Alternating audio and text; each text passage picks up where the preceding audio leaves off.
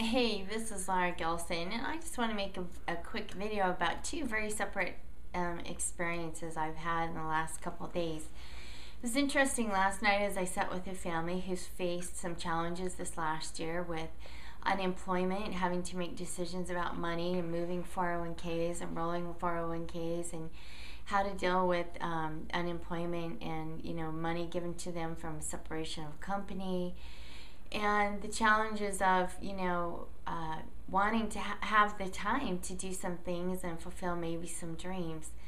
And it's been interesting as I sat with them last night and talked about those challenges and the choices that they've had to make this last year, and look at the results of those choices and how it's shown up in their finances.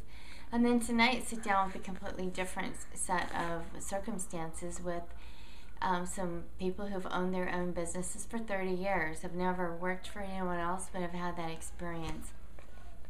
Talk about the challenges they've experienced in the last couple of years as the economy changes and things have changed, and also having to raise a family. It was really interesting as I contrasted those two conversations. One thing that the really successful entrepreneur said tonight that really caught my attention. He said, I'm really certain about who I am and how I show up. And I'm really, when I show up totally authentic, and I am who I am. And I embrace those who will accept that and recognize that there are those who won't accept that. I thought that was a really, really powerful statement, because one of the issues that showed up in the other family the night before was the opposite of that. The uncertainty of who they were and what they brought. And so they created their value or established their value by the things that they owned rather than the things that they could create from within.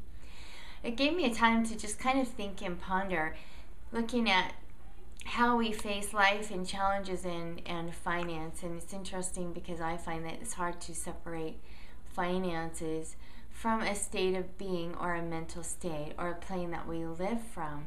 Says money just is an extent of who we are and shows the results of our inward thinking.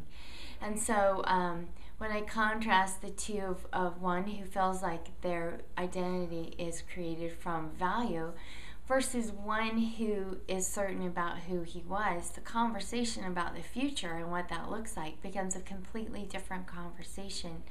One is really concerned about retirement because at this point, their thing or their ability to create or what they've created and hung their hopes on doesn't look so promising.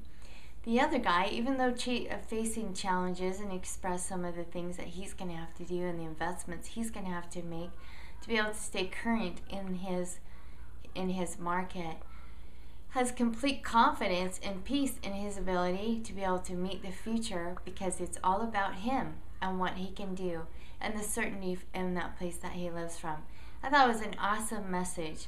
We could all take the time to look and say, where do I live from? Do I live from the prospect of things outside of me or the certainty from within me? And that truly is where our true security for our future lives. So this is Laura Gilson saying, embrace prosperity and abundance and look inside and find your own certainty.